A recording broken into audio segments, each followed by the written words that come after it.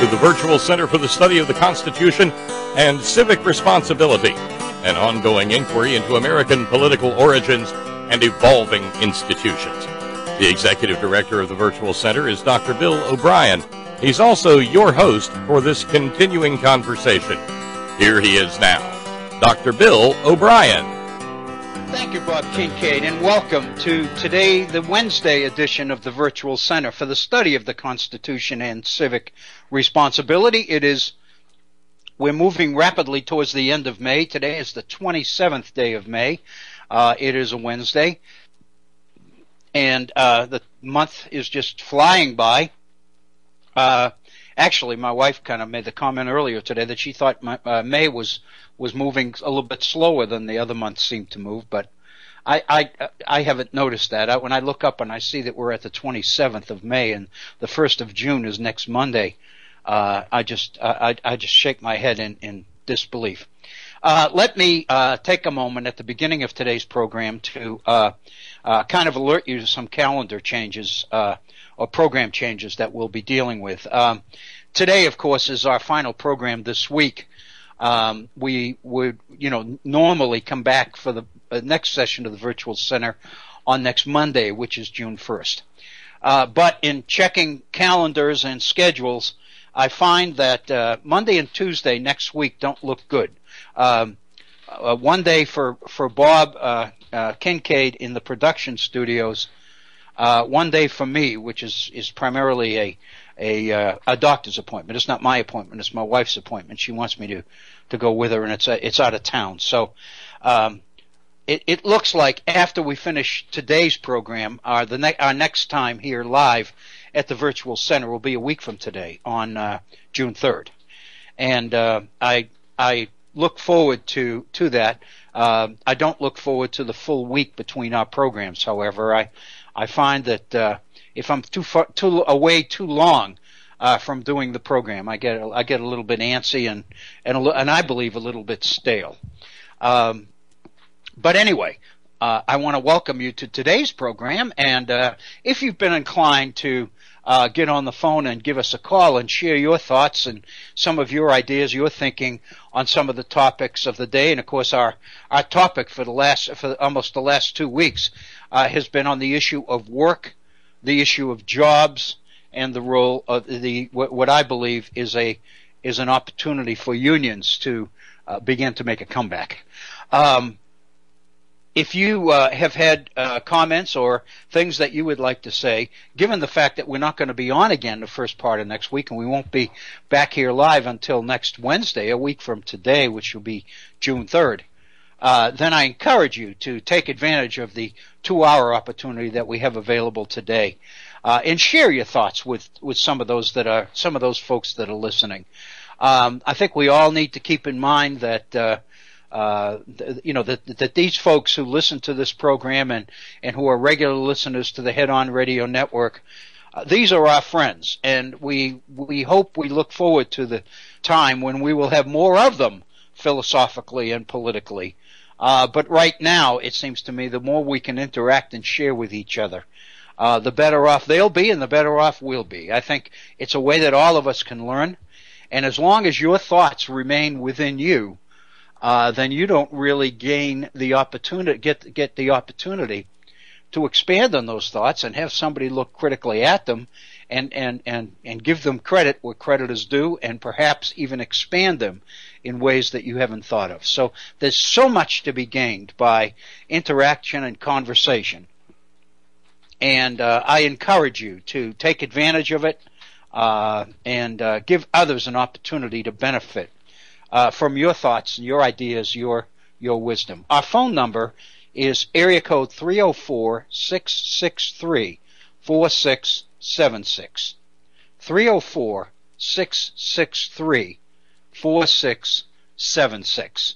4676, as we've said numerous times, translates on your keypad to HORN, H-O-R-N. So if that is easier for you, remember 304-663 HORN, and we'll get you on the air as quickly as we can.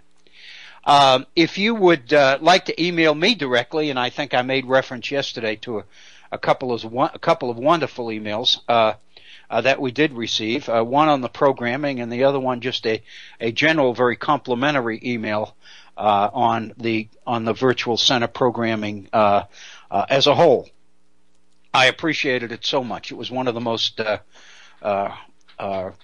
warming, feel-good types of emails I've received in a long time. I answered the person who wrote it immediately and tried to express my gratitude.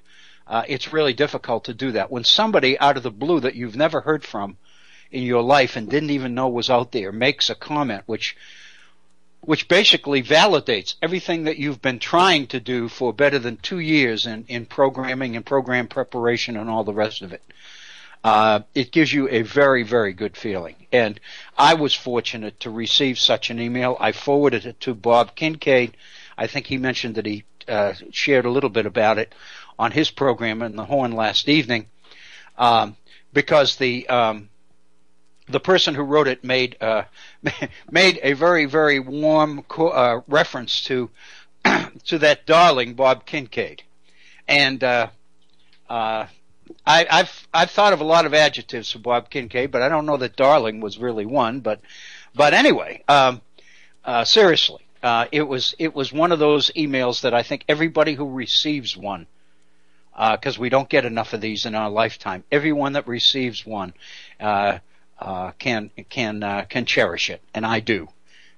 And I want to thank the person who sent the email, and I really want to invite all of you to, if you feel much more comfortable sending me an email and sharing your thoughts and your ideas just one-on-one with me, I promise that I will do everything I can to answer you and to justify the time that you put into the email by at least answering you in kind. If you take the time to sit down and formulate an email to me on a particular subject, then it seems to me I have the responsibility and the obligation not only to respond to it and thank you for it, but also to respond to the substance of it if I can. And I will commit to the fact that I will make every effort to do that. My email address is waobrien906@gmail.com. waobrien, O-B-R-I-E-N, 906, excuse me, at gmail.com. If you were with us in yesterday's 90-minute program, our abbreviated time together on Tuesdays, you probably recall, because it was just 24 hours ago, that we spent the full 90 minutes on the issue of unions and a projected role for unions in what Richard Sennett has referred to as the new capitalism. And of course, over the last couple of weeks, we spent time working over Richard Sennett's explanation or analysis of the differences between capitalism when the principal form of capitalism was commerce and industrialism. And we know that today's global economy has become much more frenetic, much more frenzied, much more fast-moving. And associated with that, of course, is much less security, much less stability for those who work in today's global workplace. And I think I made reference to the fact yesterday, and I'd like to make it again, that we all need to be, of course, aware that when we use the term workplace, we don't necessarily mean the same thing we meant if we used that term 25 or 30 years ago. When we talked about a workplace before, we talked about a physical location where we worked, wherever that might be, whether it was on a farm, whether it was in a factory, whether it was in a commercial establishment of some kind, whether it was in an office, whether it was in a school or a hospital or whatever. It was a place, a physical place. And so the whole nature of work for us was the physical process of leaving home, going to the job, doing the job, and then coming back and repeating that process over and over.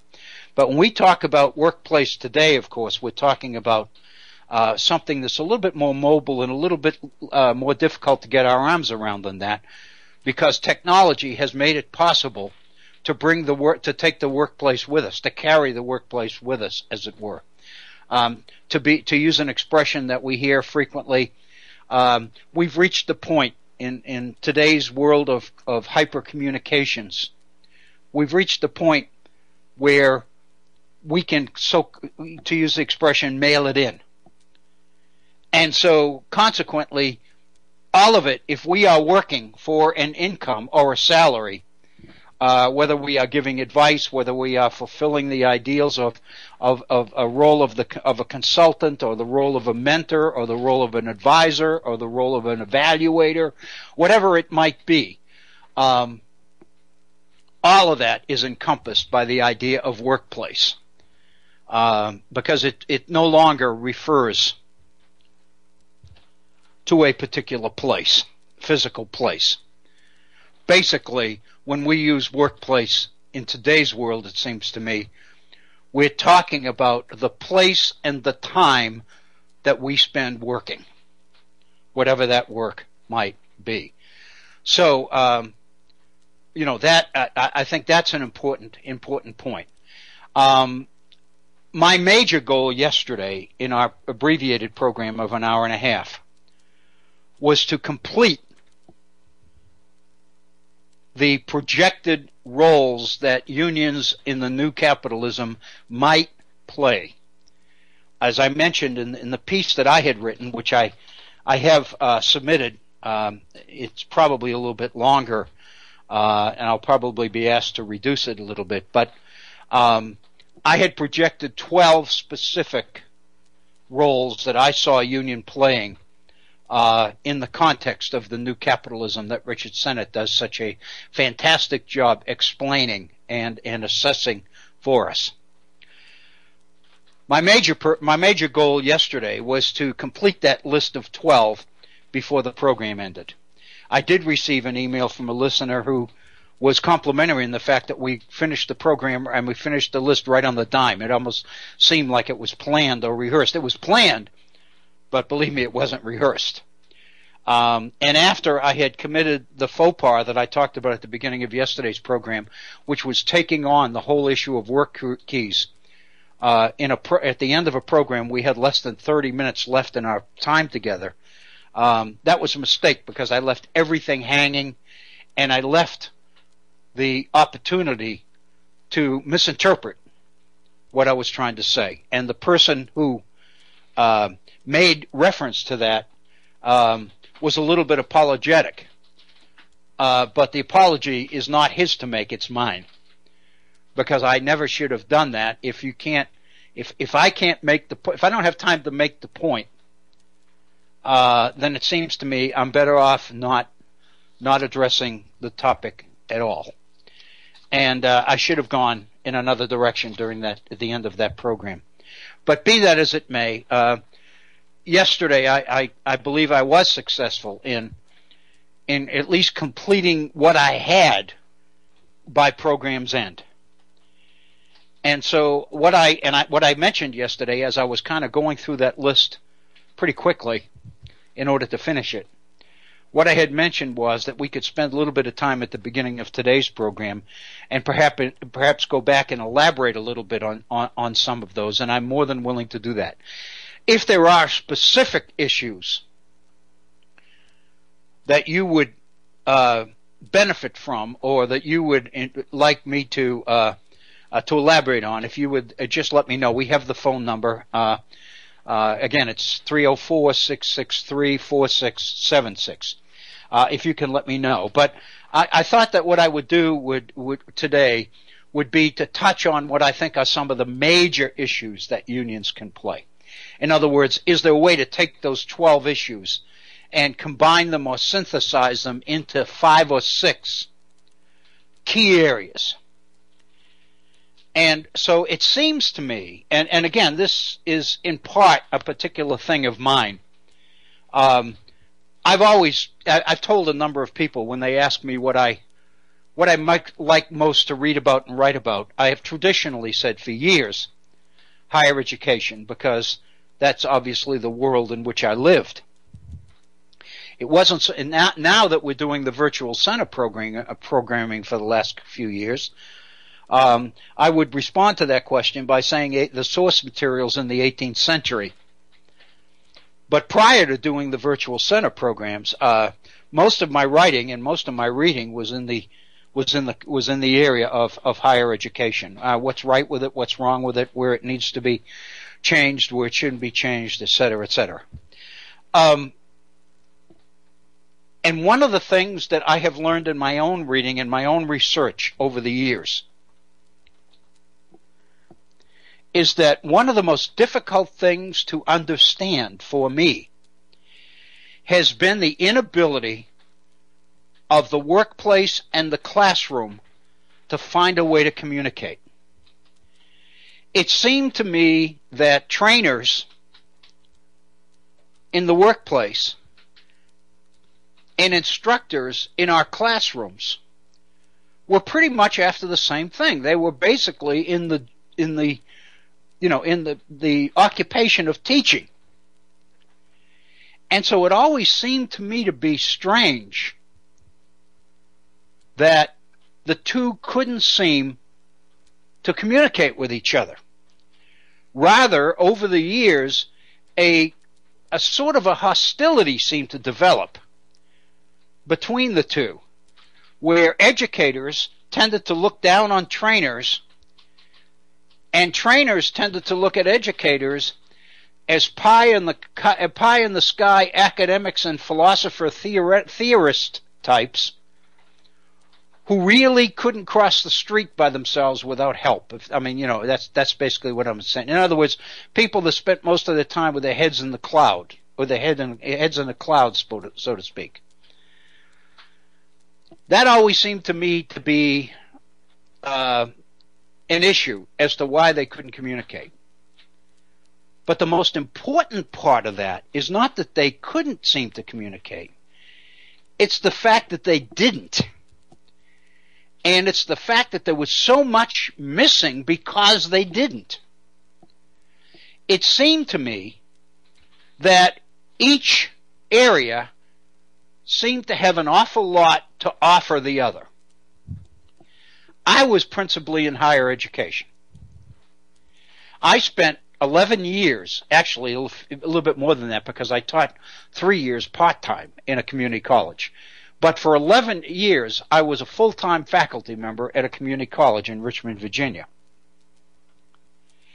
And I was very familiar with and friendly with colleagues, faculty members in other areas other than history and political science, which is what I taught. I became very friendly with people that taught chemistry, that taught electricity, that taught drafting, that taught engineering. And one of the things I realized, is that community colleges, which are predominantly 2-year institutions, develop programs, degree programs, for which they give an associate degree in applied engineering or an associate degree in applied science or something like that. And, of course, the idea is, because it's a community college, these would be much more workplace focused than they would be academically focused programs. The assumption was that the students who enrolled in these 2-year programs would be going directly into the workplace. And they were after the knowledge and the credential which would gain them access to a particular field.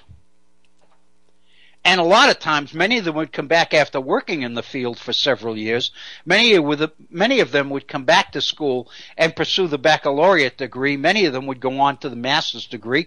And a few that I knew even came back and went all the way through the PhD degree in these areas. But the critical thing was that you needed to have that initial certification in order to get into the field in the first place. And so many of these workplace-driven programs would have courses, specific courses, that students had to take in order to qualify for that particular certificate or that particular degree. And of course, the question comes down to which courses are the most appropriate. If we're only going to have these students for 2 years, 4 semesters, which courses are the most appropriate for these students going out into the field? Because our reputation as an academic institution, as a community college, is going to be affected by how successful these people are in the workplace. If we put well-qualified people into the field, then those who work in the industry are going to refer or recommend future students to us because we do such a good job preparing for them for that particular field. So the quality of the program we teach in, or the program we manage, is pretty much determined by the qualifications and the successes of the students we turn out. Consequently, every one of these programs that I know about would have an advisory committee.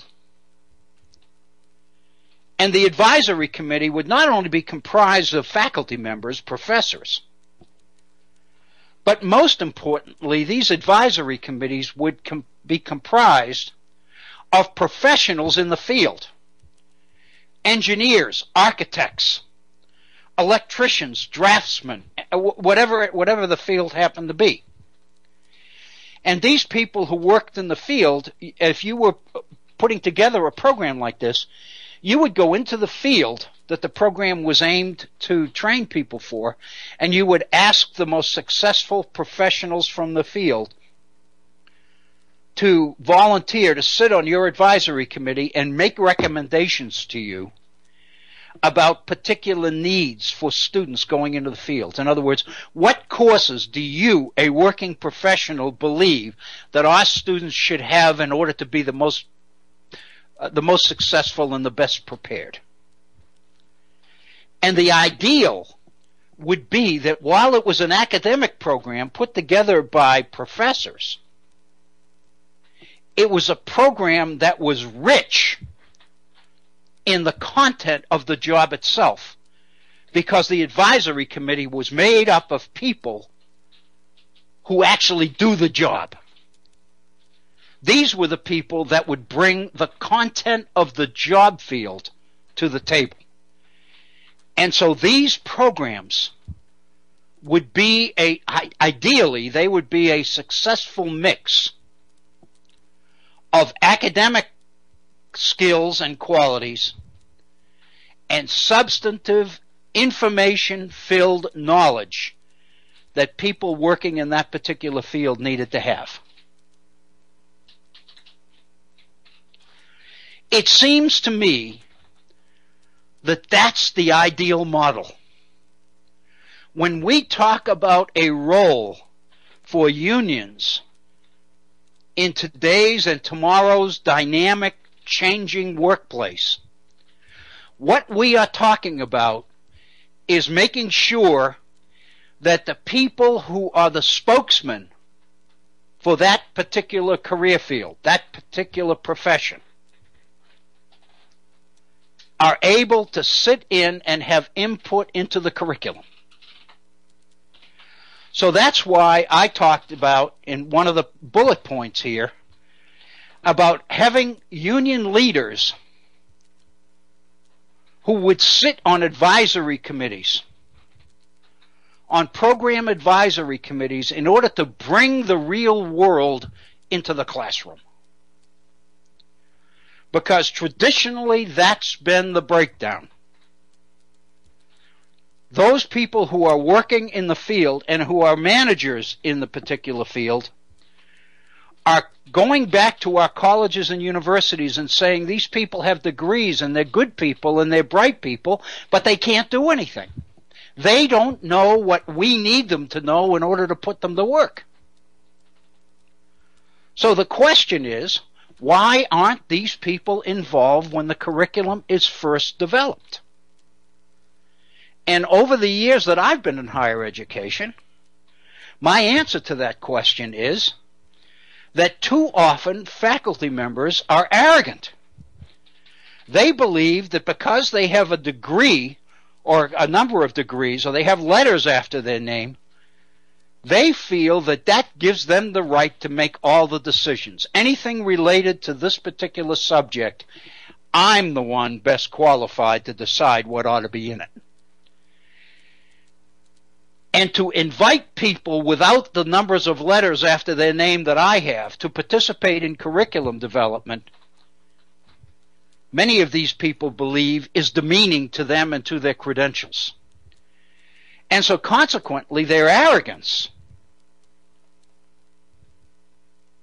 probably more than anything else, inhibits their willingness to open up curriculum development to the people in the field who actually do the work and who know. This is where people in the field are lacking.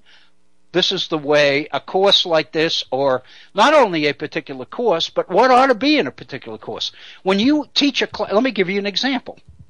If one of the courses in a particular curriculum, and every college and community college in the country offers this course, Principles of Management, which is a basic overview of the major principles of managing people.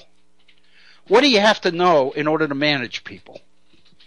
And it's psychology, it's sociology, it's interpersonal skills, it's tolerance, it's respect, it's knowing how to stroke people when they need to be stroked, it's knowing how to criticize people when they need to be criticized, and et cetera, et cetera. I mean, principles of management. What that means is that when you list a course in your curriculum and say all of our students will be required to take a course in principles of management, then the next question becomes, what ought to be in that course? Given the fact that all of the people who graduate with this particular degree are going to be working in such and such a field, then that ought to dictate some of the things that are in the Principles of Management course. Those issues and those subjects that are particularly pertinent to that particular field of work. And who better to identify those ingredients of that particular course than the people who are working in it, the people who are managing in it, or the people who are representing people working in it, namely union reps. So my feeling is that the best way to overcome the lack of communication between classroom and workplace is to give these spokesmen for labor in this new world of work the responsibility of bringing the facts, the substance, the content to curriculum design, so that curriculum will end up being much more appropriate and much more in tune with the needs of the profession. In other words, I see unions as accomplishing the incredible task of overcoming the inability of educators and trainers to communicate. I think these people can be the broker. They can be the one that go between the two fields, if you will. They can be the ones who, more than anyone else, are responsible for bringing substance and theory together. Consequently, that seems to be, and I think if you think of the 12 points that I put together yesterday, I would say 3 or 4 of them touch on that particular issue from different directions or from a different perspective. And so let me go back to the very first point that was in that list yesterday. Namely, a degree program that would train union leaders to perform these various functions. Obviously, what I'm proposing, what I'm suggesting here, not suggesting, I think it almost is a requirement, that given the challenges that we're talking about for unions in the new world, in the new, in the new economy, so to speak, or the new capitalism as Richard Sennett defines it, we need to have people with college or university degrees.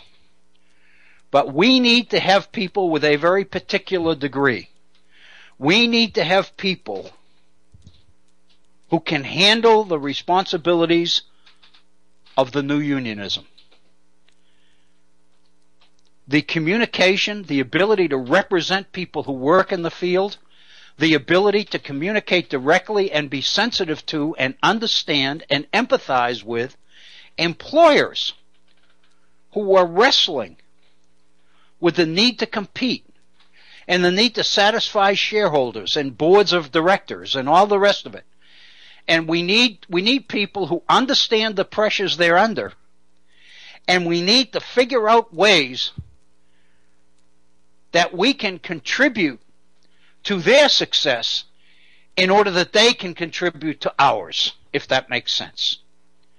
In other words, we need to take what has been a traditionally hostile, antagonistic relationship between employers and employees, and we need to turn that into a mutually supportive, beneficial, interactive experience where each side can benefit the other.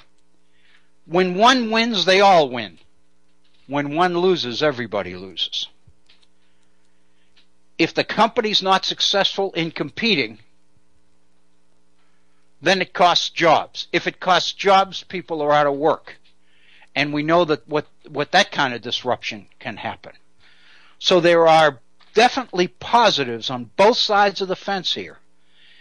And what we need to do, instead of having these two groups of people at each other's throats all the time and distrusting each other, we need to have people who understand and empathize and can design ways to be of assistance rather than an obstacle.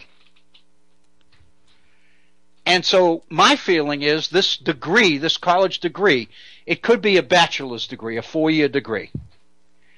It could be a master's degree. It could be a 4-year degree plus a 2-year master's degree on top of that. Or it could be a 5-year master's program which would incorporate both the undergraduate and the necessary graduate level work. But the key is it needs to be multifaceted. In higher education, the term that the academics use, it needs to be interdisciplinary. In other words, it needs to be a program that doesn't include all business classes, or all economics classes, or all psychology classes, or all sociology classes. It needs to be a degree program that borrows courses from here and courses from there in order to put this together into the kind of multifaceted, interdisciplinary program which gives these students, these union leaders, the opportunity to benefit from the best thinking in a variety of different fields.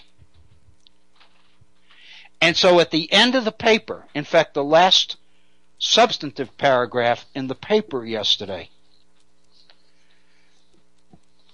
I tried to suggest that the complexities confronting this new unionism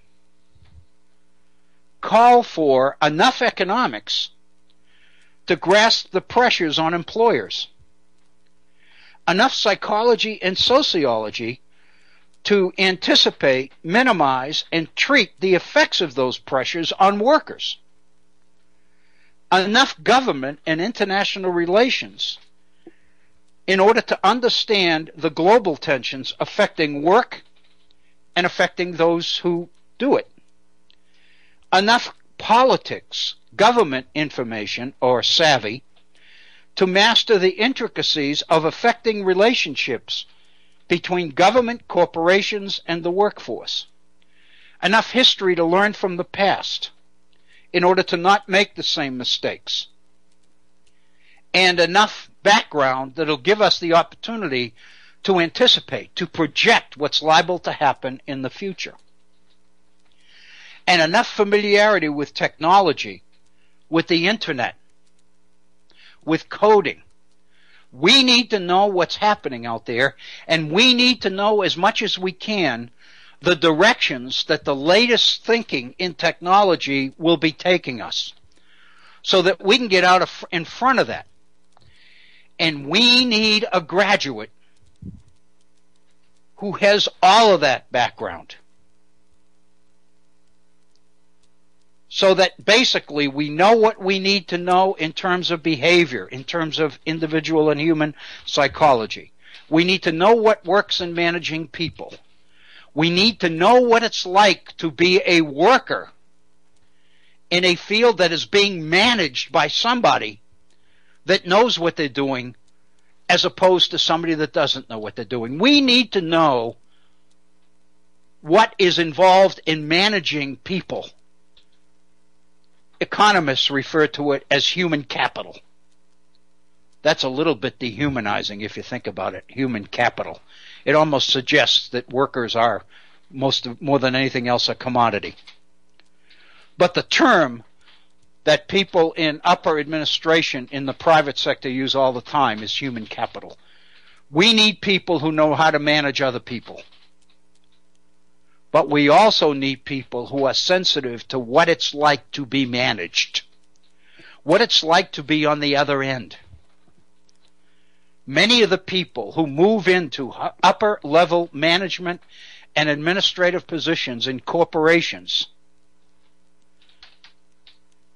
have, throughout their lives, from the time they were born with a golden spoon in their mouth, have never worked. They've never been on the receiving end of criticism. We need people who know what it's like to be criticized, to be wrong, to have to redo something that was not done correctly the first time. We need sensitive people. We need people who care about other people. We need people who recognize the responsibilities of people who work for their for families, for children, for their children's future. We need people to understand the major challenges and threats in today's economy. We need people that understand enough government and enough politics to know why the kind of inequality that this nation is experiencing today, which is more than any other developed nation in the world, why this threatens, literally threatens, the future of this republic. We need a well-educated, well-rounded group of people to lead. And that's why I was trying to come up with a title for the program which would capture how important it is and at the same time how broad it is. And the title that I came up with, and I wouldn't necessarily insist on this. There might be better ones, but the title that I came up with is Quality Assurance, Union Leadership, and the Global Economy. Because it seems to me there are three factors associated with the challenges that this program is supposed to address. One is that the principal role of the union rep as spokesman for people who work is to make sure that to the best of their ability, the product or the service that is being provided and sold on the market is of the highest quality. We know that America's success in the global workplace is going to be determined principally by the quality of what we do. That's why we need to go to the people who know what the job requires. We need to go to the most skilled, committed, professional workforce that we can possibly create. Because the one thing that employers need from us as spokesmen for the workforce is quality. Because as a manager, as an employer, I'm going to be out there trying to sell quality. And I got to know it's there. And I'm looking to these people, and the spokesman for these people, to provide that. At the same time, we're in an increasingly competitive global environment.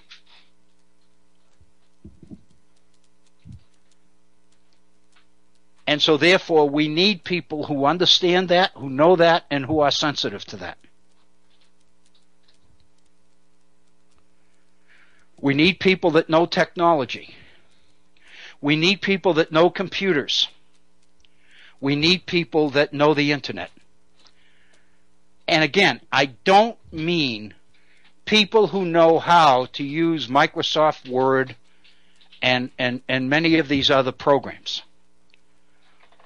We're not talking, the people who work, the experts, the people who we hire, who employers hire, they're going to be the ones who can do the actual work, the programs.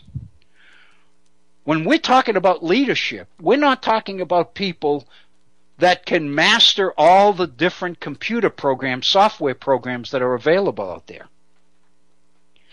We're talking about people who have the vision to see what technology is currently able to do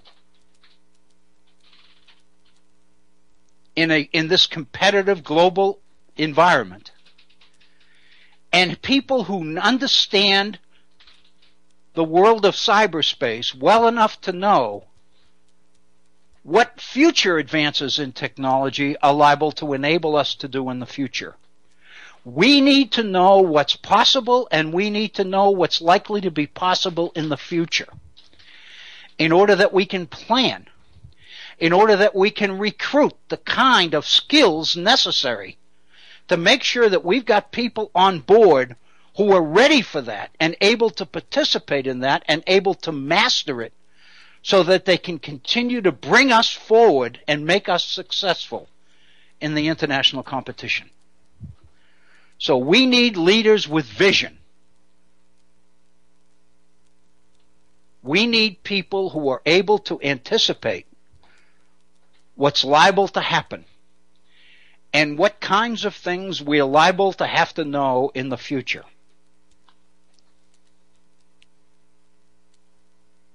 When we do that, when we can arm our employers with the kind of quality products and services that incorporate and include the very best that's available in human skills, in technology, in vision, in planning, in sensitivity to the needs of people, not only the people who work in our industry, but the customers, the people who are going to buy whatever it is we're selling, whether it's a service or whether it's a product. We need to be able to feel good about what we're asking people to buy and what we're asking people to invest in. I can't sell something unless I believe in it. We've got to give our employers a product to sell that they can believe in, that they can have faith in terms of quality,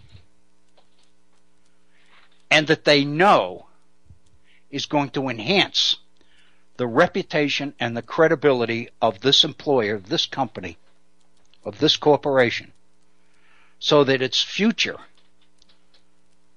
is going to be better than its present. When we can reach the point where everybody's pulling in the same direction like the team of Clydesdales in front of the Budweiser wagon. When the legs are going up and down in sync, and everybody's pulling their weight, and we're all heading in the same direction, we will experience the kind of employment opportunities and job growth and human fulfillment that restores the dignity to work, and more important, dignity to the people who do that work. That's really, it seems to me, what this whole subject is about. And that's what those 12 bullet points that I had about leaders who know this, leaders who know technology, leaders who know human beings, leaders who are sympathetic and can empathize with the people they represent, or the people they employ, or the people they manage, or whatever term you want to use. If we can bring all of that together, it seems to me, we are facing a future which is going to be so exciting that we can't wait to get started. One of the emails I received yesterday from a listener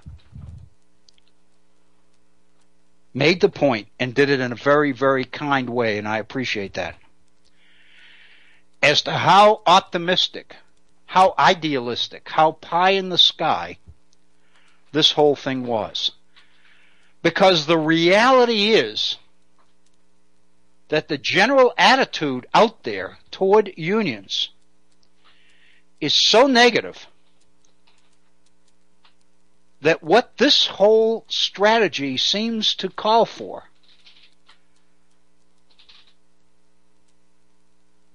is a blank slate, is almost erasing everything that's gone on before and starting the process all over again. And our listener points out, you can't do that. You can't expect that. In other words, there's no way in the world that the people who need to get on board with this are going to be willing to give it a try. Everything they know up to this point is based on distrusting unions, distrusting workers, distrusting organized people. Hell, aren't they the ones that are called communists and socialists and radicals and revolutionaries and everything else? Why should we all of a sudden begin to trust these people and welcome them at the decision-making table? And so the question that was raised in a very, very humane, kind way was, aren't you dreaming? How can, it sounds great, but how can you make this work? My response was and is that I understand that it's idealistic. I understand it's pie in the sky. But I also understand that it's substantive. It's meaningful. It's not just an opinion from left field, but it's a position that has history, that has background, that has substance, that has reason, that has logic. In other words, there's so much to be gained by trying to make this work, and so little to be gained by not making it work, that it seems to me sensible people will recognize, hopefully sooner rather than later, as to how necessary it is that we turn the corner and we begin to head in a new direction. What this does is describe what's out there once everybody's moving in the same direction, once everybody's committed to the same goals. But the issue is, how do you bring that about? How do you get people to begin the process of how do you start the parade? My hope is that there are so many positives and so much good inherent and contained in these proposals that there'll be so much support at the front end, not unanimous support, nobody can expect that, but enough support that even those who are skeptical of it are willing to stand back and give it a try, give it a chance. And the thing more than anything else that would make this really take off is success. A couple of wins at the front end. You don't try to reform the whole world on the first day. Even God didn't create the world, the universe, in one day. Even God took breaks. I think we at least deserve that. But as optimistic as it is, as idealistic as it is, I think it lays out the ingredients and it makes the case in a way that I hope is persuasive enough that enough people are willing to give it a chance that it might actually get off the ground and begin to work. That's all I can say. I'm obviously taking James Madison out of context in his quote at the end. This is from, some of you may remember, we looked at this particular letter to Madison's longtime friend named Barry, W.T. Barry. This was written in 1822, in August of 1822. Obviously, Madison became president of the United States in 1812. 1808. When Jefferson left the White House. Jefferson left the White House and Madison was elected to replace him as president in 1808. And then Madison was reelected in 1812, and of course Madison was the president during the War of 1812, and that's why so many people refer to it as Mr. Madison's War. So Madison left the presidency in 1816, and he was, as we know, he was replaced by James Monroe, another Virginian. 1822 then is 6 years after Madison has been president. So this is moving towards the end, the twilight, if you will, of Madison's career.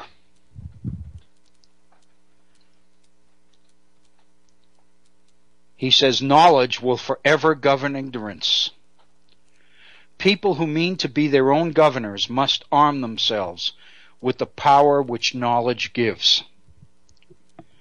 Basically, if you read that whole letter and you put that particular statement into the context in which it was written, Madison's not talking about job growth. He's not talking about economic expansion. He's talking about the role of citizens in making the republic work.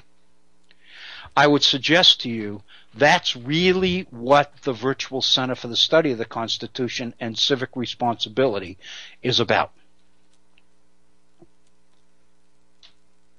I would suggest to you, however, in today's world, with so much depending directly or indirectly on work and on the dignity and the reinforcement and the psychological uplift that people get from work, not only the income which allows them to do things, but the sense of satisfaction, the sense of being able to contribute something to the benefit of other people, the ability, the sense of value that people can put on, this is what I do, this is what I'm good at, this is what my experience has taught me to do, and this is the way that I can help my fellow man in this particular area that I'm particularly skilled at.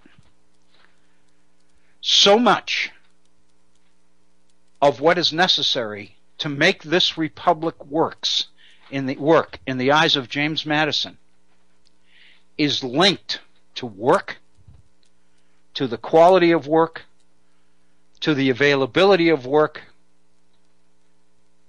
and to the financial remuneration that work gives us, the ability that it gives us to support families and to participate in the quality of life that we really associate in this country with middle class. What I'm suggesting here at the Virtual Center is that so much of what is necessary in the area of civic responsibility to guarantee that this republic really works for the people who live in it depends on the quality of work that is available to people.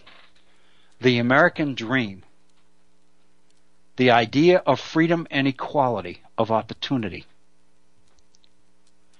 all the things that we take for granted in this republic directly or indirectly stem from the nature of works, the work that is available. Consequently, what all of this is about, it seems to me, fits perfectly into the game plan and the priorities of the Virtual Center. I hope that I've been able to make that case and make it well, because it's obviously something a few of you have made reference to the fact that I seem particularly passionate on this particular issue. I really am. I really believe in all the work and the research and the issues that I've read about and researched over the years. I really believe that this has the potential to be the most important for the most people. That's why I took the time to even write this thing and to spend time actually reflecting on what role unions might play. I really believe that this is a way. And I really believe that if it's going to have a chance, in part it's going to be because I was able to present it in a persuasive enough way that people are willing to give it a look. People are willing to consider it. Maybe even give it a try. So that's really what this has been all about. We have reached the top, pretty much the top. We're at 58 minutes after the hour. So we have 1 full hour to go in today's program here at the Virtual Center. So as we usually do, I'd like to pause at this point for our 5-minute break, and Bob Kincaid, I know, will take the opportunity to give us, I was going to say entertain us, but he doesn't play this music. He just picks it out, as it were. But I usually look forward to it, and I know many of you do as well. So we will take our 5-minute break, and then we'll come back, and in our second hour, I want to get into the issue that we touched upon at the beginning of the program yesterday.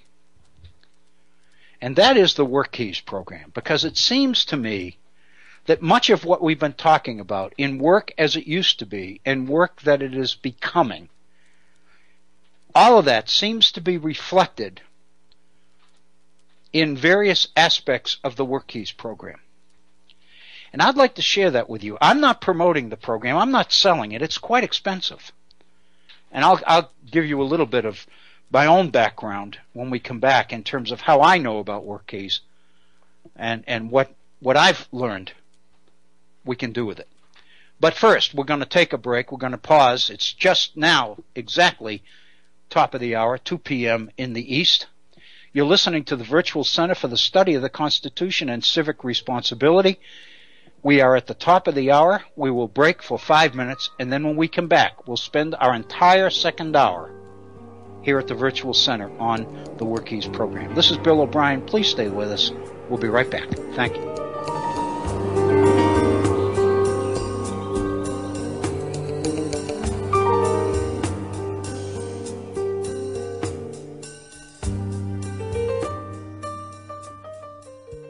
Civic responsibility.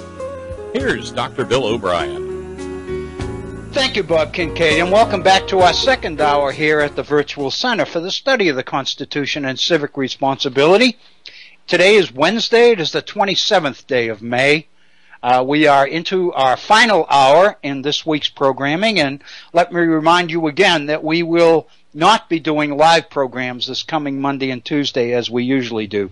We have a couple of schedule conflicts. One day for the conflict is principally in the production end of this with Bob Kincaid and his folks, and the other one is mine for a doctor's appointment that's been scheduled for some time that my wife needs for me to attend. It's out of town, so we'll be spending the whole day getting there and coming back. So our next program live here at the Virtual Center will be our regular 2-hour program 1 week from today, which will be Wednesday, June 3rd. And I know that our archives are available, our programs are available to those of you who have iPod and those of you who listened in a variety of other ways, or who go to the White Rose Society.org, or thanks to our friend Horst in Taiwan, you can go to YouTube and you can basically type in my name, and you will get some of our most recent programs available on YouTube. We would love to hear from you. We spent our first hour kind of reviewing again a synopsis, if you will, of some of the major ways that I believe in the future unions can be of service to our efforts to address successfully the challenges of the new capitalism that Richard Sennett wrote about in his 2006 book and a number of his books since then. But I invite you to participate and you to share your thoughts and your ideas with us here at the Virtual Center. Our phone number is area code 304-306-663-4676. 304-663-HORN, HORN. If you'd like to communicate directly with me via email, I would love to hear from you. My email address is waobrien906@gmail.com. That's waobrien, OBRIEN, 906@gmail.com. Here in our second hour, I'd like to spend some time with you, the better part of 1 hour, on the WorkKeys program. We spent some time on this well over a year ago, but it was not in this context. What I hope to do today, given where we've been with jobs and the nature of work and the challenges of the new capitalism and all the rest of it, what I'd like to do is look again at the WorkKeys program, but looking at it as a way to understand the transitions from the old world of work to the new by looking at some of the specific skills that the WorkKeys program features. The WorkKeys program is a skills assessment program. And what that means is that in each skill, and there are 8 skills to the WorkKeys program, these are the skills that employers from across the nation have determined are the priority skills that workers need to bring to a dynamic, changing workplace. And there are 8 of them. And I want to touch on a little bit on each of the 8 if I can. Within each skills, there are several different levels, skill levels within each skill. I'd like to take a few examples and demonstrate the difference between the lower levels and the upper levels in order to make the point that as we move into the new capitalism, the skill demands on workers, what we are expecting workers to be able to do, is growing. And I think we've already talked about the fact it's growing faster than we seem to be able to accommodate preparing our workers to handle it.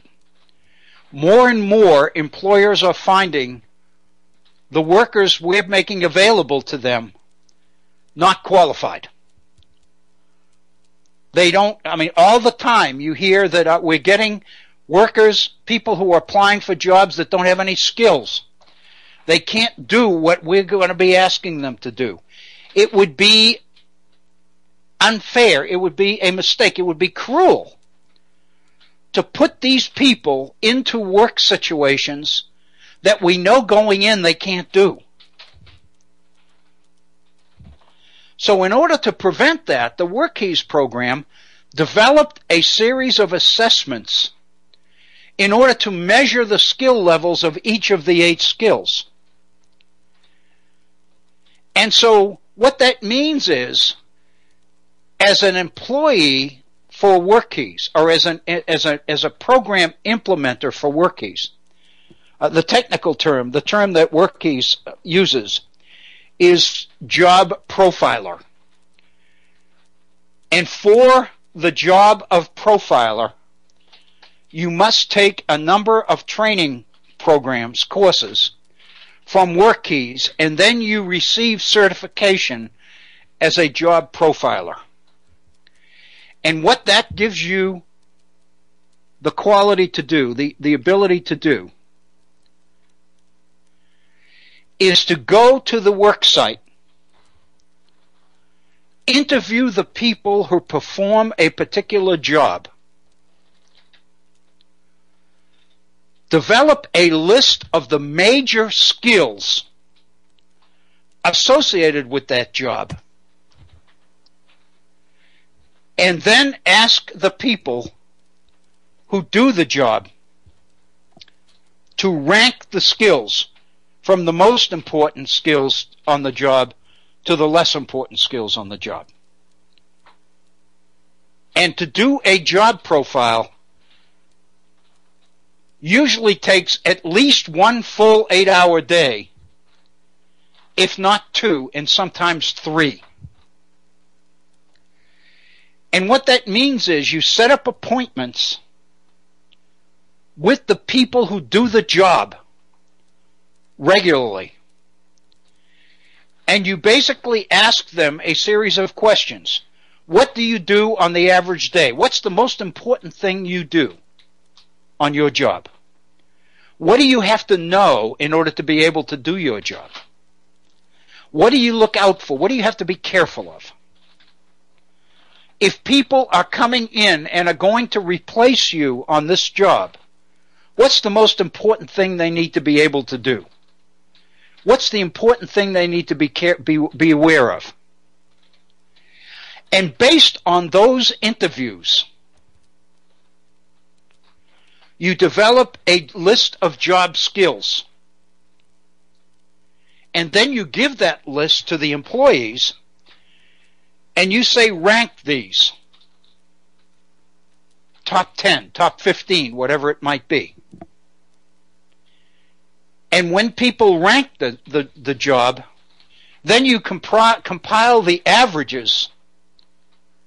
And basically what you were able to say in your final job profile for the employer is that your employees, all of whom do this job, say that these skills are the most important down to the less important. And that skill list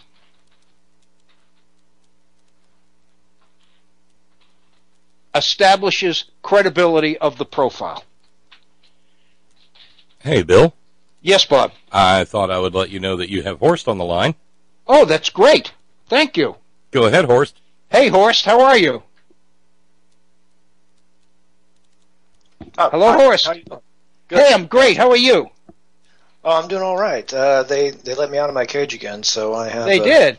I have a chance to catch up with you here. Oh, that's wonderful. No, it's great. I hope you're being facetious when you say out of your cage. I hope that's not literal.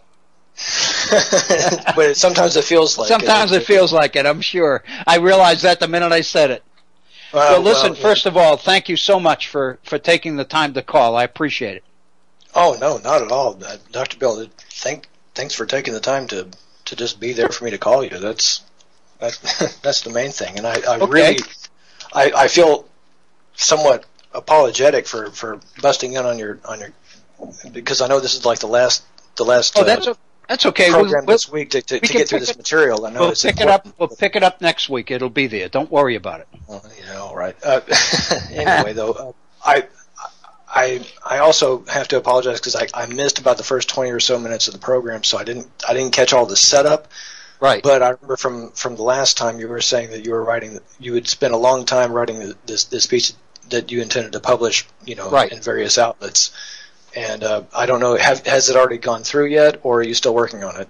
Well, I sent it. I submitted it to the. It's submitted. Okay. Okay. Well, and but I don't know. As I say, I know it's a little bit long, and I'm probably going to get a request and say, in order to publish this, you need to reduce it by 100 words or 150 words or something like that, and then I'll have to get down there and figure out a way to tighten it up a little bit, but I really kind of poured myself into it because I really think it's significant, and I wanted the first blush, the first draft, to be as complete as I could make it, and then if I need to cut, I can make those determinations later. Certainly, I think that's a right strategy, and also, like on reflection, you can probably find lots of ways to tighten up. Probably, yeah. This is the standard approach. You've written I don't know how many reams of papers. You know how it goes. Yeah. It's the same thing. But one thing that I listening to yesterday's, I call it yesterday because for me it was yesterday, probably 2 days ago. But whatever it was, the program prior to this one, anyway. You had mentioned that in your list of points, something about an internship, right? Where the company is actually taking in students, and it got me thinking. It's like, how do these students get there in the first place? I'm assuming that this is on a fairly progressive plan of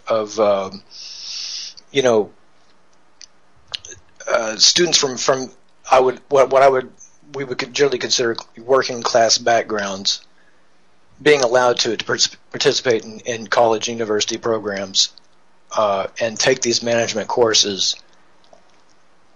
But even absent that, though, one thing that a flag that always pops up in the back of my head every time I hear about internships is how this whole notion is generally used to perpetuate class divisions and income inequalities and all that kind of thing. So I kind of wanted to bring to your attention the need to also in some way mention that internships should be paid. Oh yeah. A good, I mean, not just paid, but at least a decent pay. Yeah, something similar to like the prevailing wage kind of a situation, Right. Because right. If you're a student and you're paying tuition, and if you're doing this simultaneously, okay, that's one thing. But if you're doing an internship over the summer or something like that, when you're not actually in classes and you're not having scholarship monies or any kind of financial aid, and it's just on your own dime, one of the things that happens in these situations is it's just like political activism. It's almost exactly the same thing. It's like I can't remember how many campaigns I would have loved to volunteer for, that kind of thing, but I couldn't afford to because I had to work. Right. And what happens is politics becomes rarefied, stratified. It becomes the realm of people who can afford to actually work for free. Right.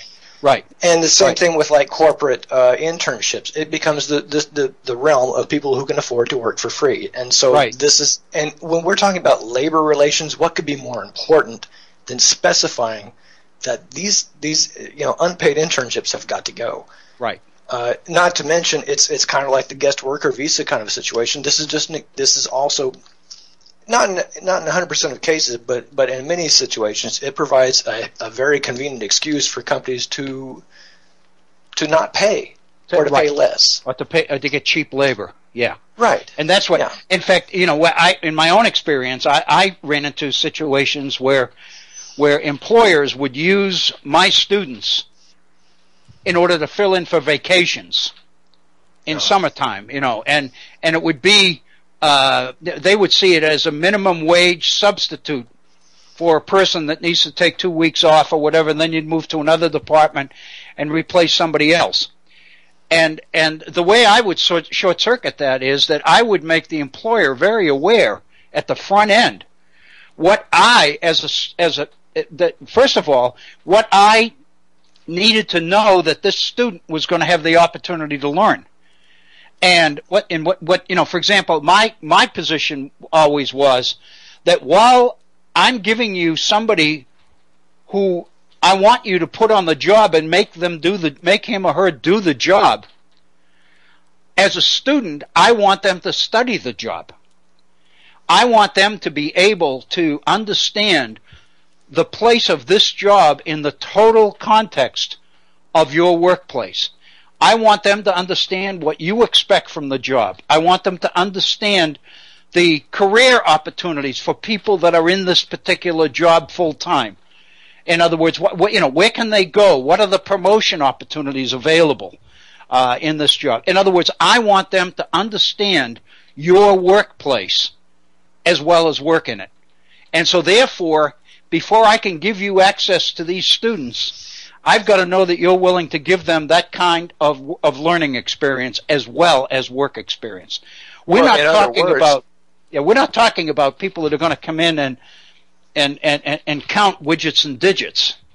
Right. We're going to bring people in and who understand at the end why it's important to know how many widgets and digits there are, and why that particular information is important. But you're exactly right.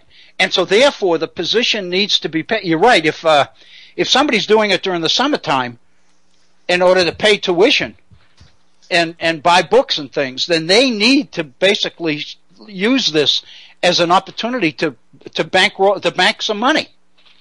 And so we're not giving you free labor.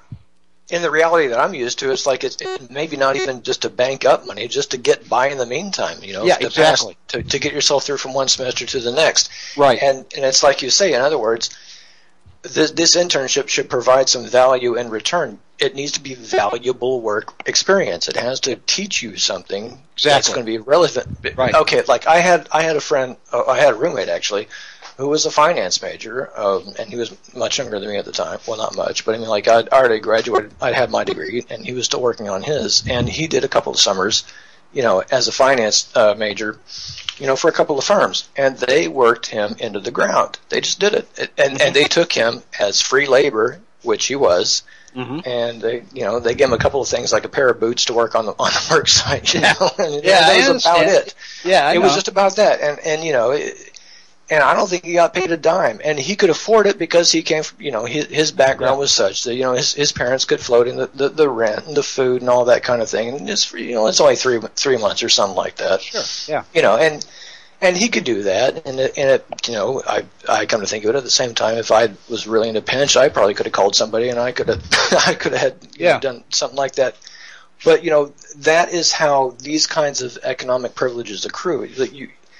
And so, like when we talk about internship programs, and especially in relation to when we're talking about labor management and relations and that kind of thing, I don't know. I mean, I don't want to get all class warfare about this, but I would prefer to have someone from a labor-oriented background handling these transactions. Mm-hmm. If we're going to err on the side of anything, I would rather err on the side of something that benefits the workers over management, right, as opposed to the other way around. Because right, once it goes the other way, it never comes back, and it just gets worse and worse and worse, which is right, kind of where we are right now. So. Right. No, I really, I see this as an opportunity to move. I mean, this is the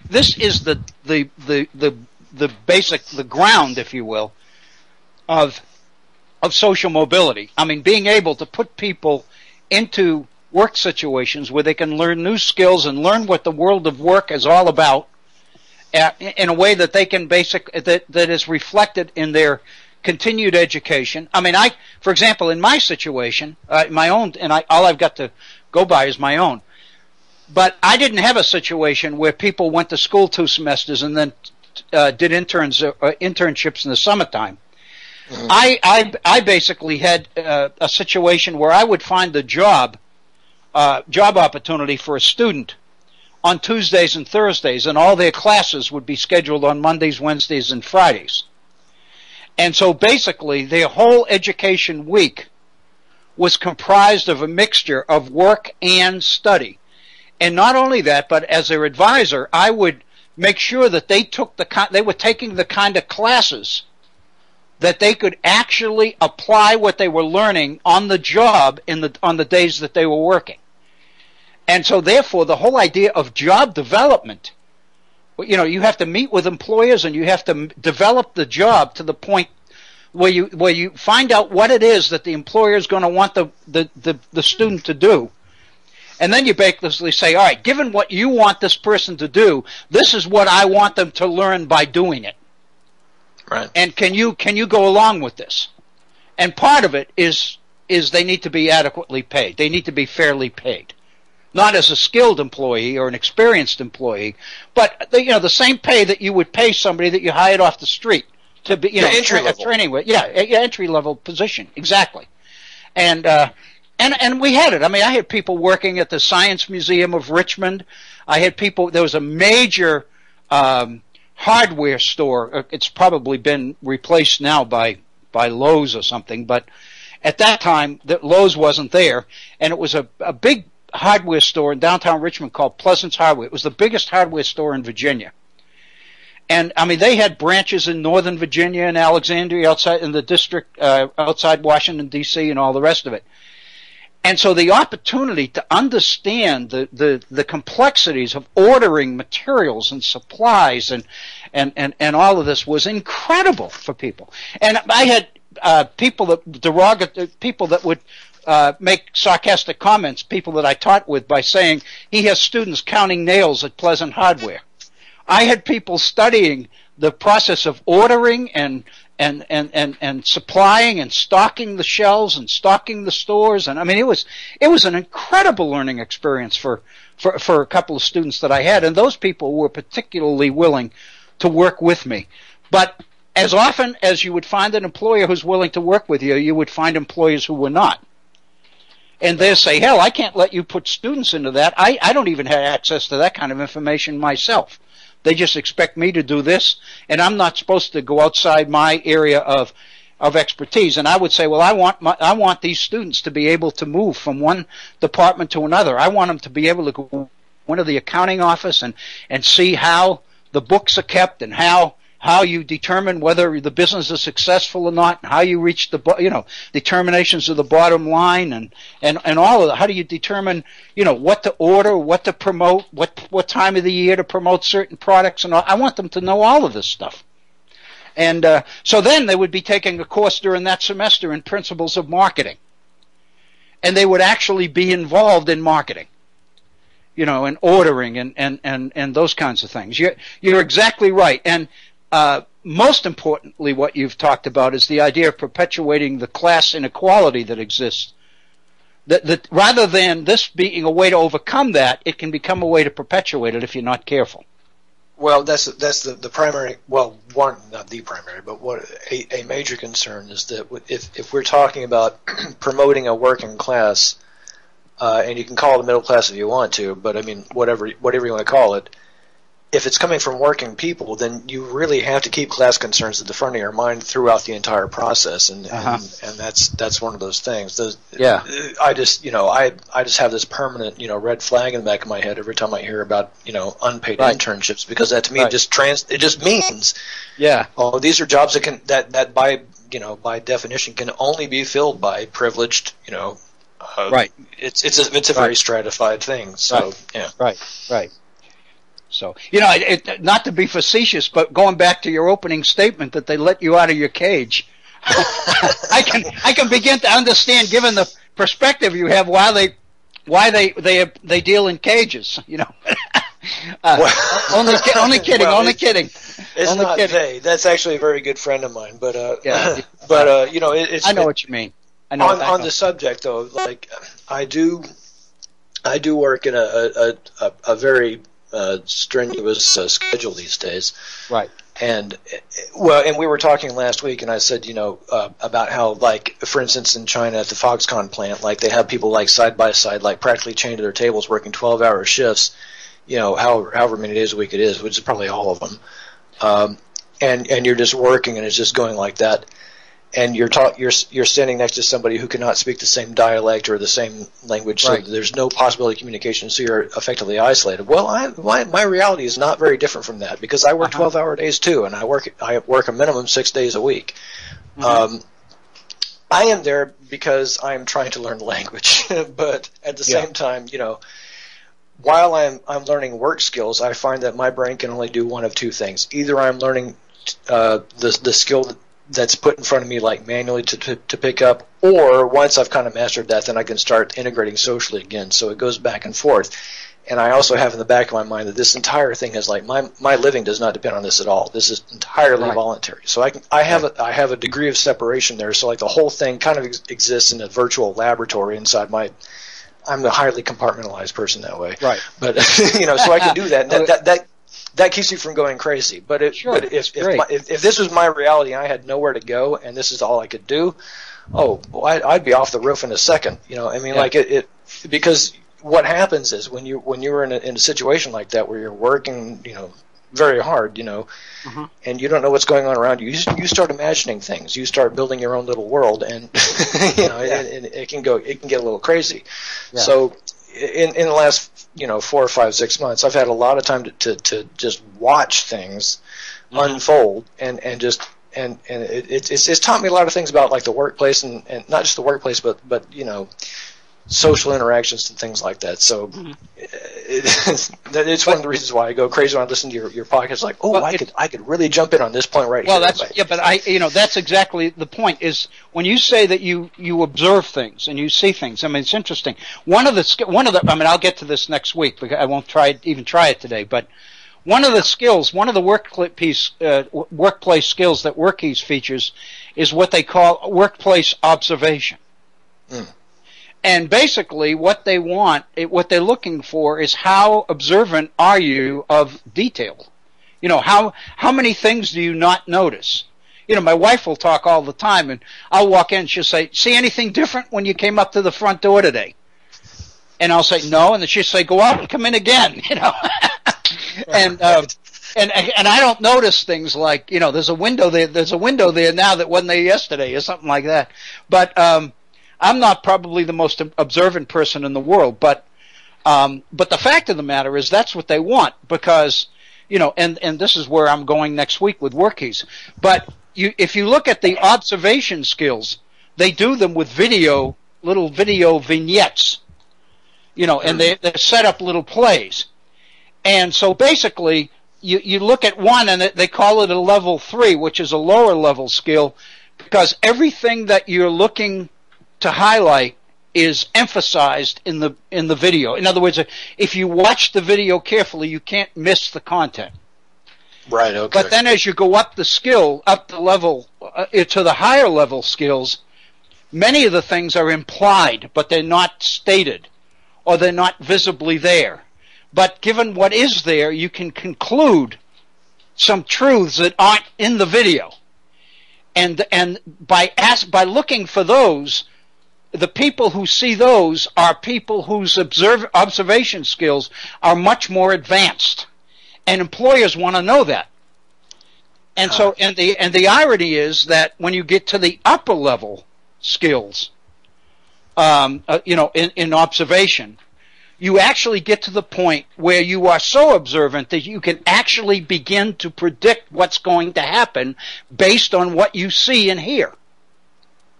Yeah, okay. Just to say real quickly, do you remember we've talked a couple of times about systems thinking, where you're talking about observing a system in action and being able to find the patterns and predict the patterns remember in math class they used to give us a series of progressions of progressive numbers, and what you had to do was figure out what the next number in the sequence was. That's still the basis of a lot of IQ tests. Yeah, and so basically that's really what they're talking about. But they're talking about it in the workplace. And what they, for example, I particularly encountered this in a mass production in an industrial setting, in a factory. And basically what they wanted is people that were observant enough to see small flaws in the process, which if they weren't connected, they would become bigger and bigger until the product itself was compromised. And then at the end, they would have to reject certain products because they didn't meet standards. And the reason they didn't meet standards is because a flaw in the process or in the machine or whatever that should have been picked up earlier wasn't. And therefore it cost the company money because they had to shut down the entire process. They had to discard products that they had completely made but couldn't market because they were deficient in one way or another. And what they wanted was particular employees who were very observant so that if they saw something that wasn't quite right, they could anticipate that if we don't correct this thing now, it's going to become big. And those were the kind of employees that this particular employer wanted. Well, that's fascinating. If I understand what you're saying correctly, it's like there were people that were actually able to spot products that somewhere along the production process created a system that could not work. Right. Exactly. Like by the time you got to the final product, too much basically entropy had happened that there was no way to control for it, and so therefore it was not worthwhile to within their production facilities. They couldn't control for all the little things that go wrong, and that's wow. And when was this? Was this like in the 80s or 90s or what? This was in the 90s. And I mean, I can name the corporation because it's an international corporation that does a lot of work in China. It's the Celanese Corporation. And they have a big plant in southwestern Virginia, not too far from here. And we did. I was a job profiler, and I went down there, and they have this assembly line procedure for that. What they market is what they call cigarette tow, which is the ingredients they make cigarette filters out of. Oh. Okay. And they need to be very, very precise. Right. And they ship a lot of it overseas because obviously that's where the cigarette market is now. But we went down there, and I was interviewing people that had worked there for 25 and 30 and 35 years and had seen the company go through the introduction of new machinery and new procedures and new process. But what they talked about is if you didn't catch some of these things early on, you could have cases of the cigarette tow that they couldn't ship. And it would cost them a fortune. Plus, they'd have to shut the whole system down and go all the way back to the beginning and work their way through it in order to eliminate the flaw. Whereas if you could see it at the beginning, you could save them all of that time and all of that money. You could save them shutdown time. A lot of times what they would have to do, for example, is they'd have to keep people overtime for an extra 2 and 3 hours in order to fix a problem. So when they started up the next day, it would start... Right. It would start right on time. So it was fascinating. I mean, it really is. To bring students into a situation like that and understand why observation skills, why is it when we watch Jessica Fletcher solving murder mysteries and you're looking for the clues, or Columbo, for example, and you watch the Columbo and you look for the clues and how important it is to be observant and pick these things up. And once people see that and see how you can actually turn that into important and expensive job skills. And if you could actually get this skill, derive it from an actual internship kind of a program, like part of a school curriculum. I mean, what could be better than that? What possibly could be better than that? And what they would do is this particular skill in WorkKeys is there would be a series of video vignettes. And depending on the level of the skill, the vignettes would be much more complicated. And as you went up the skill levels, they would become more abstract. And so, I made the point, I would go back to the university, and I would tell the folks, and I said, you have no idea. I said, what these people at the upper levels of these skills are doing is what we do in our general studies classes. I mean, this is the way we teach psychology, and we want people to understand the relationship between human behavior and organizational structure and, as you point out, system management and the understanding of system and all of this stuff. And I said, that's system thinking. That's what we're teaching in college, and that's what these people do.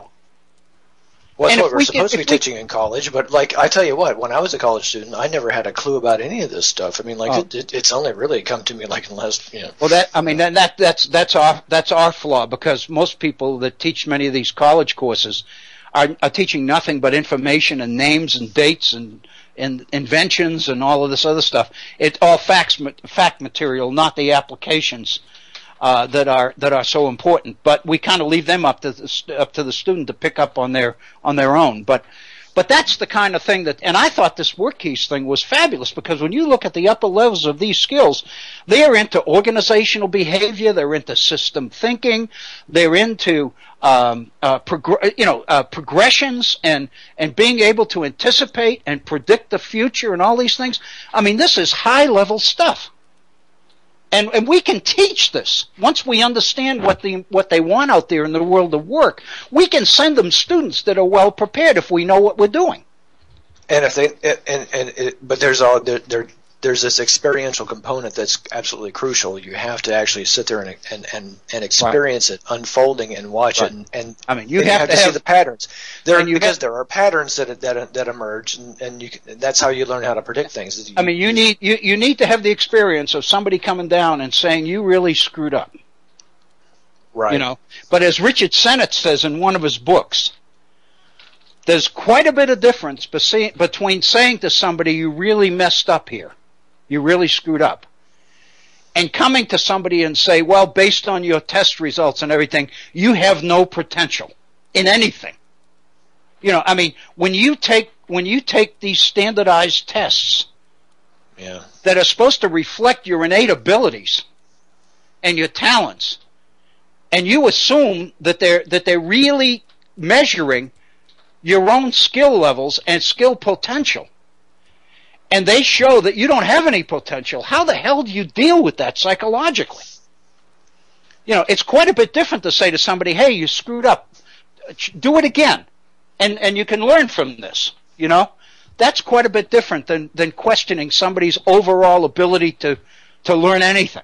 And that's what we do with students. I wonder, and I'd like to ask you about this particular point here. When you mention standardized tests, particularly, what do you have in mind? Are you talking about testing elementary students, or I know you're speaking generally, but what are you thinking about when you're talking about? Well, let me give you an example. This is this is a program that I want to get to here at some point. Before we leave this subject entirely, Richard Sennett talks about it. It's the SAT exam, the college boards. And the whole idea of the college boards in verbal skills and math skills, which is the bulk of the college boards, along with, if you're going to major in history or something, you take the history SAT or whatever. But the generals, the ones that really matter for everybody, the required ones, are the math and the verbal skills. And the assumption is that they measure your ability to read and put ideas together and synthesize and understand and be able to analyze. And in other words, we believe that your score in the SAT on the verbal is a measure of your potential when it comes to reading and understanding and analyzing and all the rest of it.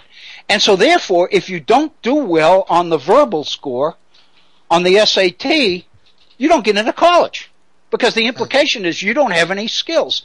In other words, it's a measure of your potential.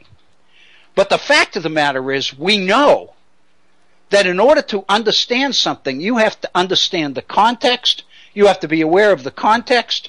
You have to be aware when you're looking at a passage or a piece of writing of some kind. You need to understand reference and which, adjectives and pronouns refer to which, antecedents and all of this stuff. In other words, you got to be able to understand all of that stuff. So in a sense, meaning is much more than innate potential. Meaning is being able to understand the meaning within a particular context, to pick up the tone of the way a person says something. I mean, just by the tone you can tell whether this is serious, whether it's a joke, whether it's, and you can pick up all of these cues. But the SATs, you eliminate all the cues. And theoretically, you just sit there with a pencil and you're coming up with some sort of standard measure of your potential in verbal skills as a human being for the rest of your life. And they give you a number, and they assign you a number. And it's devastating. It's absolutely devastating. Okay, so you're speaking primarily about college entrance exams, right? Well, that's my primary example. And the same thing. And the reason I ask, I have to ask because with one of the main objections to the Common Core things, for instance, is when even.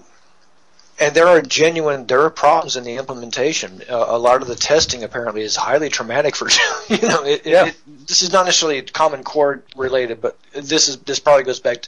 It definitely goes back to the Bush No Child Left Behind, like when it became incumbent on schools to lose their funding if they didn't produce a minimal amount of passing results or something like that. This is right. This is when testing became a high stakes thing for schools. So I didn't know if you were talking about like typical like annual achievement testing scores like in grade school or so we're talking about college achievement tests. And I did not take the SATs because I was in a state that took the ACT instead. So I was also. But we took the PSAT because that was where you got the practice. This is how you test for the National Merit Scholarship, right? Which I missed by about 1%. Yeah, and I'll tell you how I missed it. I missed it on my verbal, and I thought I was the master of verbal scores. Right. And you did. It's been 2 years that we've been doing the virtual center here, right? Mm-hmm. Or just a little bit over. Yeah. Sometime in the last year and a half, I think you went through about how there were these testing strategies that you just throw big words into whatever you're writing, right? And you'll get graded up even if you use the words incorrectly. As long as you know them. That's right. Yeah, and I thought when I went into my PSAT, when I listened to you describe that whole process and how you go to these special classes, I went to classes for testing strategies, by the way, but it was for other stuff. It was like for I can't even remember what it was, but it wasn't that. It probably was an ACT thing. I don't know. I did one. Hey guys. Oh, hi. Hey Bob. Just two things. I had to chime in based on what Horst said. I feel like I've now met another fellow traveler on the road of life. Oh God! I too remember another one. I too remember the PSAT. I didn't miss the National Merit Scholarship by a percentage point. I missed it by a point. Mm-hmm. Like the cutoff was 870 or whatever, or 370. I forget what the scale was. Yeah. I had 369. Yeah. A point. Mm-hmm. Like a millionth of a percentage point or something like that. And the other thing that you just mentioned about working big words into sentences. Yeah. There's something that's very, very popular here in this family. It's a little internet meme that I showed to Ferg one day. And it said, sometimes I regurgitate words into sentences, whether I know what they mean or not, just to keep things interesting. Yeah. Or, just to keep things kumquat. Yeah. That's exactly what we're talking about. Well, there's somebody that has written, and I can't remember the name right now, but somebody has written this thing, and he basically read SAT exams and essays specifically for years, and he talked about how the fact that how the quality of the words used and everything else impressed the readers to the point. And what he was saying is the readers read these things so fast they don't really have time to get into the meaning of things. They're just looking for the length of sentences and how students use words and whether in fact the words are even appropriate to the question. And is immaterial. And it turns out, based on stories I've read lately, there is rampant corruption within the reader. Exactly. The readership, or the longer essays get the best scores. you know, I mean, it's and the point is that, and I know from experience, and I'm sure you guys do too, but a lot of times students, especially beginning students, will just answer a question like in 2 sentences or 1 sentence, and they say, well, this is it. You asked me the question, here's my answer. And basically, what you're looking for is a person that can see a more global, holistic approach to the context of the question and what the implications of the question are. And all. But until you teach people how to do that, they don't know how to do it. And that's what these private training, these people that do the training sessions for the college boards and stuff, they cost a fortune. Groups like Kaplan, they charge a fortune, but their record is phenomenal. I mean, when you take their class, you're guaranteed to get a good score on the SAT because they show you how to basically manipulate the test and how to throw crap in there. And if you're dealing with math, how to throw numbers around and the value of numbers and percentages. And if you put, it doesn't even matter. It doesn't have to be right.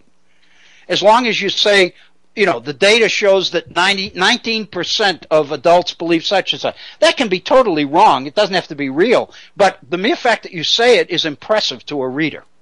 And the thing is, it has become a very pernicious industry because wherever the ability to take testing classes begins, and I wouldn't be surprised if there weren't some parents sweating out how Precious Lumpkin was going to do on her on her 4-year-old pre-kindergarten admissions exam and have her in some sort of Kaplan boot camp for that.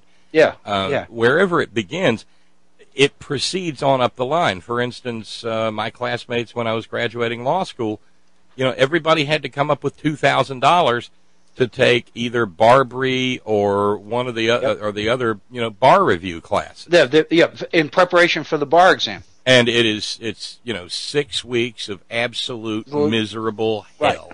Right. But everybody who passes the bar exam takes that course. Yeah. I mean, their pass record, they couldn't charge the money they charge unless the pass rate was phenomenal. Right.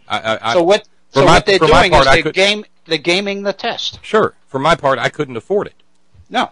And so I bought somebody's used books and used tapes and caved up for 2 weeks here where the studio is now. And, you know, and it was just, it was 14 solid days of 18-hour days with a stopwatch and test materials. Yeah. Just constantly, because I mean, they tell you right down to how many seconds you can spend on a question. Yeah. Yeah.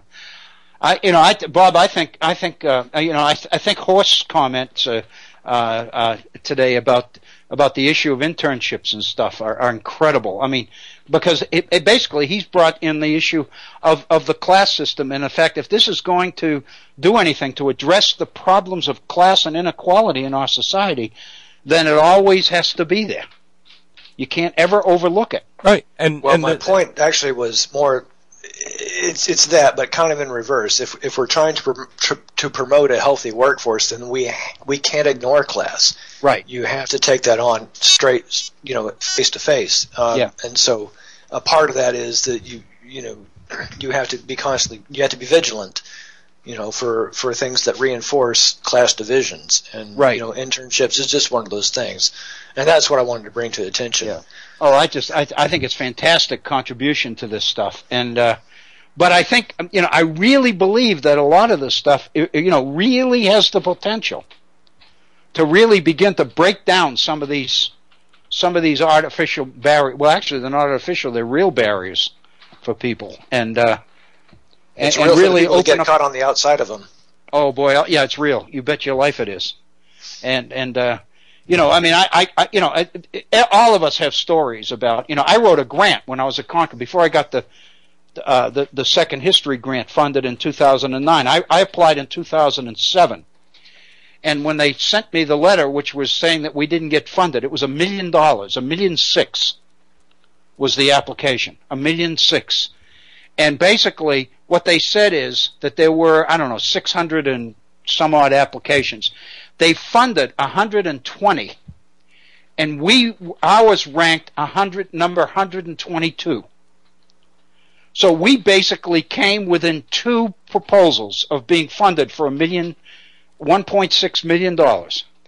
And then they sent me the readers' comments, the criticisms.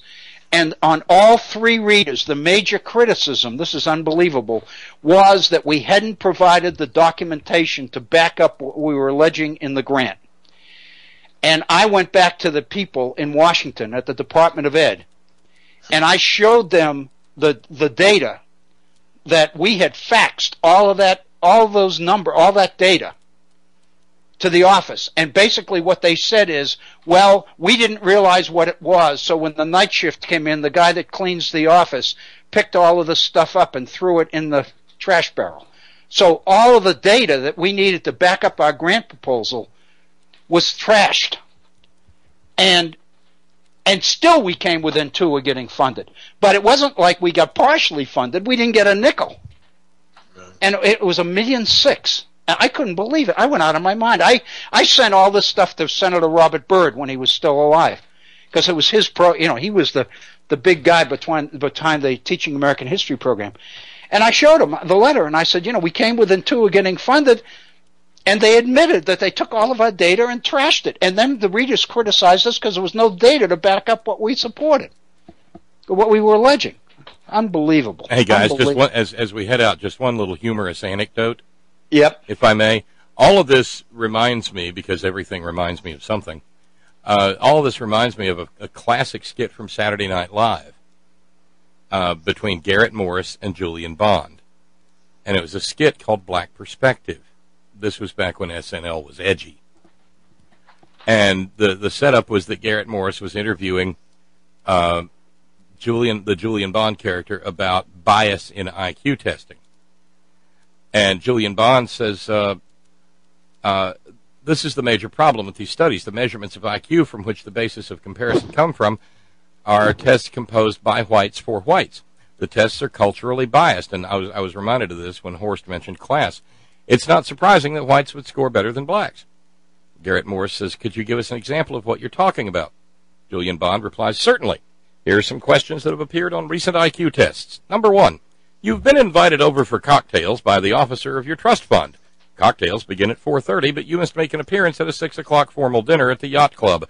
What do you do about dress? A. Wear your blue striped seersucker suit to cocktails and change into your tuxedo in the bathroom, apologizing to your host for the inconvenience. B. Wear your tuxedo to cocktails, apologizing to your host for wearing a dinner jacket before 6 p.m. Or C. Walk to the subway at Columbus Circle and take the A train uptown. Mm-hmm. And it's hilarious, but by the same token, it's patently real and true. It's real. Yeah, it's relevant. Real. Yeah. Oh man. Hey guys, I got to thank you again, Horst. Man, you're wonderful. Thank you, Dr. Bell. I really. It was only my intention to just pop in for like maybe 10 minutes and let you get on with your discussion. That's okay. We'll do it another day. That's no problem. Yeah. That's not what I had in mind, but yeah. Obviously, any chance I get to have the conversation, 2 or 3 way, or however it goes, it's a big treat for me. So and for us as well. Yeah. I want you to know that we appreciate it as much as you enjoy it. We appreciate it very, very much. Okay, Bob, thank you, my friend. And pleasure. I guess it's time to sign off. We're at 1 minute before. You've been listening to the Virtual Center for the Study of the U.S. Constitution and Civic Responsibility. Remember, we won't be back live again until 1 week from today, June 3rd. So I invite you to keep reading, keep thinking, be safe, because we look forward to hearing and sharing ideas and thoughts with you again. This is Bill O'Brien. Thank you very, very much. Have a wonderful time and be safe.